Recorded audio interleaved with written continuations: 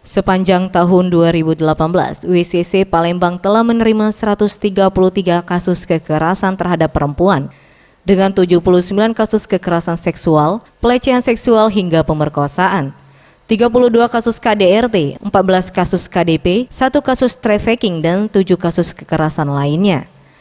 Yeni Roslaini Izi, Direktur Eksekutif WCC Palembang menjelaskan, melihat semakin banyaknya kasus kekerasan terhadap perempuan, WCC Palembang mendesak segera disahkannya RUU tentang penghapusan kekerasan seksual. Mengingat saat ini belum adanya aturan hukum yang dinilai sesuai untuk mengatasi kasus kekerasan seksual, terutama hak para korban yang seringkali tidak terpenuhi.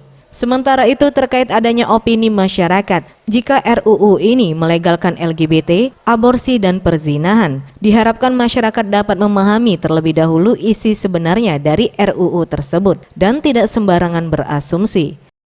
Kekerasan seksual itu seringkali terabaikan. Tidak ada upaya pemenuhan hak-hak bagi mereka yang sebenarnya itu tanggung jawab negara. Gitu. Di dalam rancangan undang-undang ini itu diatur secara spesifik terkait dengan penanganan, pelindungan, dan pemulihan hak korban. Nah ini karena itulah sangat mendesak disahkannya rancangan undang-undang.